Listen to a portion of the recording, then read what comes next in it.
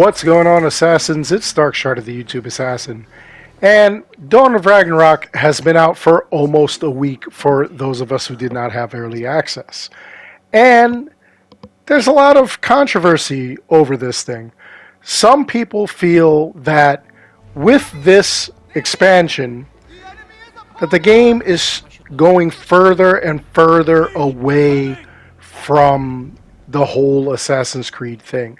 That it's getting closer into the realm of the fantastic, the realm of, mystical, mythical, things like that.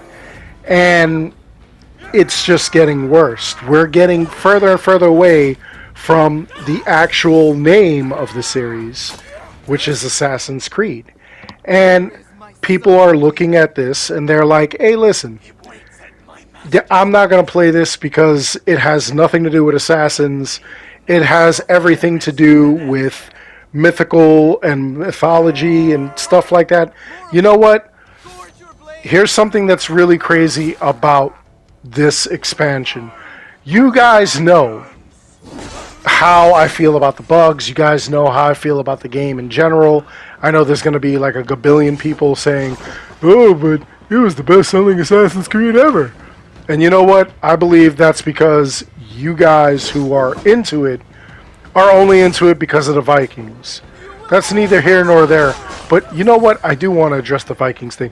You guys who are into Vikings, you will accept any game that has to do with Vikings just because it's Vikings. It doesn't even have to be honest to goodness, like real dialogue that a Viking would say. You guys will buy into it. Umanita machimushin kabumushin rabu aimi kabudu kabudu Eval Tito Latoya Jackson Kamun Kami Mamamudio Yi Jay-Z Eminem Apu E Papa Tijoka Kamnich Amuta Abu Hashi. But I shoot Boobs utters fake assassin fans.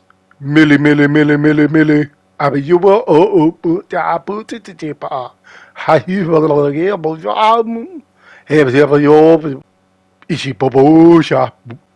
Then Linus Wilson.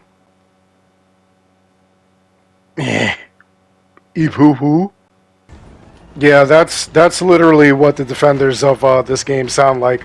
Like, this game could have not even made any sense, but because it had Vikings, a lot of people got into it. But anyway, that is not the subject here. The subject is all of the mythical stuff that's going on, everything that happened and whatnot. There is a place for the mythical stuff, and I'm going to tell you right now, you guys are going to think I'm crazy. You guys are going to think all kinds of things. I'm going to defend it. I am going to defend it. Did I sell out? No. Did I hit my head? No. Why would I defend Dawn of Ragnarok and its God of War style of whatever and whatnot? There's a very good reason, honestly. And it actually has to do with anybody who's into the older games. I know that these games, starting with Origins, have walked further and further away from an Assassin's Creed game. I understand that. But what you gotta understand is that when we're seeing these mythical areas, we're actually seeing the Isu. We wanted an Isu game. And I know old school fans wanted the Isu that we see from way back in the day. Old school fans want to see the original Assassin's Creed. They want to see the Isu that looked like this, that looked like Juno and the whole gang that we were introduced to. But what we have to understand is the origins of the game. First of all, we were led to believe that what we perceived as the gods were actually the Isu. So, Norse mythology, Greek mythology, Egyptian mythology, all kinds of stuff like that, those were all quote unquote gods in our eyes. But the reality is that they were all Isu, the ones that came before us, and that is where they start off with. Now, why am I okay with this? I'm going to explain to you guys why I'm okay with this. And it's actually a lot to do with Desmond from the old school. First, let's understand the Animus. Desmond was the main protagonist in the first 3 games. And his whole mission was to get into the Animus and relive the lives of his ancestors. So, he relived Altair, he relived Ezio, he relived Connor. And as we played as them, you notice that they kind of look like him. So, was he actually reliving his ancestors' lives or reliving his past lives? And I ask that because we know Eivor is the reincarnation of Odin. And by the way, guys, I don't mean to ruin your day, but I know there's going to be a bunch of trolls out there. Yes, Eivor is canonically female. Eivor is a female name in Norse or in Viking mythology. And I know that's going to trigger a bunch of people, but, you know, I'm in before anybody else gets triggered. That is what it is. That is the story that Ubisoft went with. Even when you play as the male Eivor, he even says, tell them Shield Maiden Eivor sends you to Valhalla and whatnot. So, they did that purposely. They did that with intent. I don't know what's going on. You guys know I'm not an SJW. I'm not woke. I'm not anything like that. I'm just a video gamer, and I just go with the narrative that they give me. So, I know there's going to be a whole bunch of controversy over that. But anyway, that's not the point. What the point is that as you just saw, Eivor went to take a nap by the tree. Anybody who was here from like the beginning of the channel, you know that Silent Merc and myself had a podcast, and he had spoken at great length about, and even actually gave links to videos where they showed that what was supposed to happen was that Desmond was supposed to like just sit near a tree like Eivor did, or take a nap somewhere, lay on a bed, and go into a state where he could automatically jump into his ancestors' lives from any resting state without the Animus, which is absolutely amazing. And that's exactly what Eivor just did. Eivor is literally going back into her memories of Odin, of her previous life as Odin, without an Animus. And that is kind of like what Desmond would have done. Now, Desmond, you could look at Connor, you could look at Ezio, you could look at Altair, and you could say, well, they just happen to look alike because of genetics. But was it really genetics, or is this literally his past lives? What went on there? We'll never know. We should know. They should actually come out and let us know that stuff. But that's kind of like what I feel. Desmond went through the Animus to relive his past lives. Yes, it was his ancestors, but who's to say that any of those people are not literally him in previous carnations?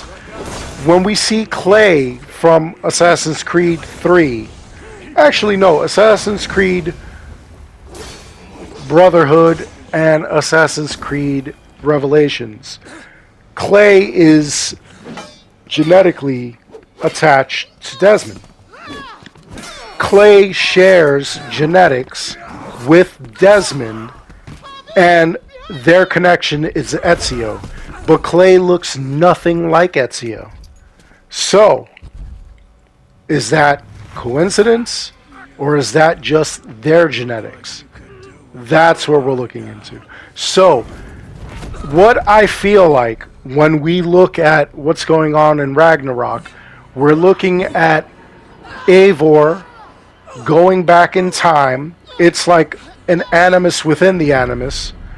Eivor is going back to Eivor's previous life, reliving it, and uncovering certain mysteries. And we'll see where that leads. I don't think that we should be upset that we're seeing this kind of mythical stuff because, again, in all honesty, everything that we know about the Isu is that they were considered gods. They are not actual gods. They were the ones that came before. But our minds got convoluted because this is how we saw them.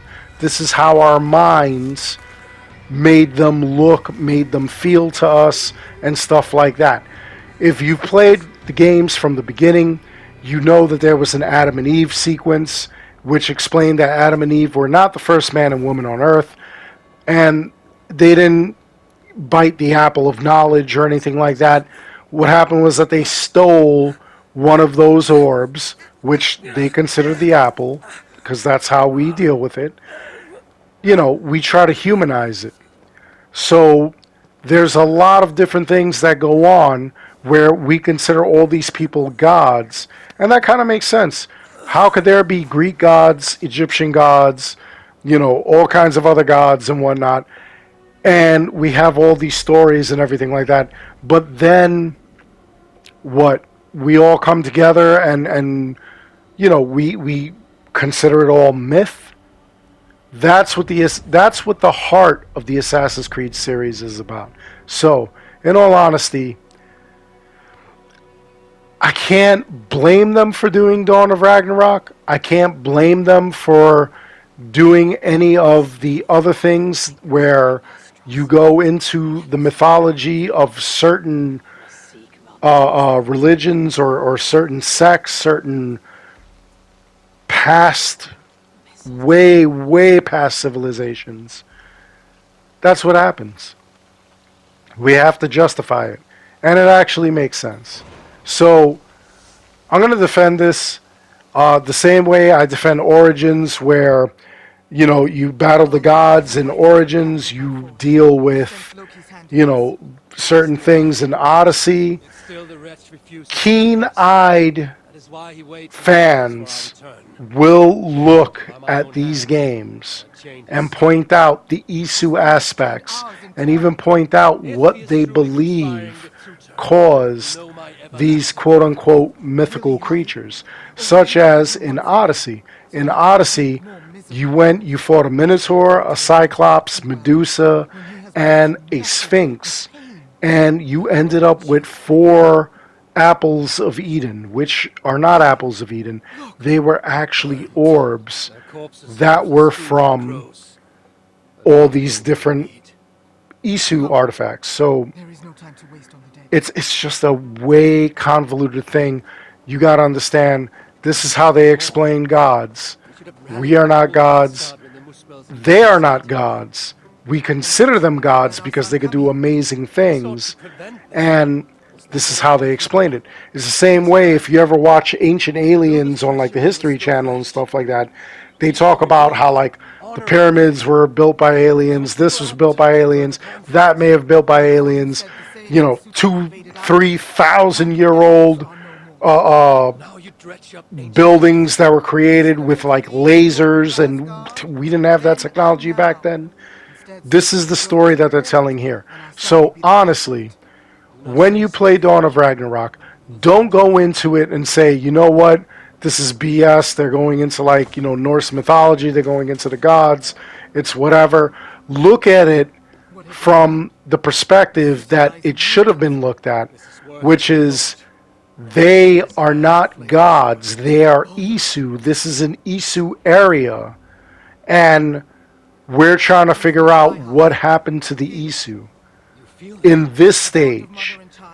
It doesn't completely match up with Norse mythology, but it does match up with certain things in the series. And again, guys, Assassin's Creed, the series, is not something you should go to for any sort of historical value. It's a game. It's a fantasy. It's like a what if. Doesn't mean it happened. Okay? If you go to this for history and you go, oh, I only play it for the history, again, you have a problem. You need to seek help. But anyway, let me know your thoughts below. Do you think that Dawn of Ragnarok is crap? Do you think... And listen, let's not even talk about glitches. I'm talking about the story and everything. Do you think that it's a really crappy story? Do you think that it has no place in the game?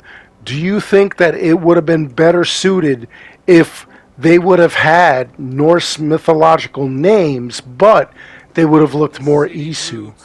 Who did it better? Did Origins do it better? Did Odyssey do it better? Did Valhalla do it better? Or did past games do it better when it came to explaining the Isu as being quote-unquote the gods? Let's discuss this. I would love to hear from you. And if you make a valid point, I may do a future video, and you'll definitely get a shout out in said future video. Other than that, I hope you enjoyed this. Please like and subscribe. It helps this channel out an awful lot. As always, I want to thank each and every one of you for watching. And until next time, take care, be good, stay safe, take care of each other. That's the most important. Let's all take care of each other. And I'll see you all in the next one. Until then, you know we're going to end this on the brand new Ya Yeet. Ya Yeet! Ya Yeet!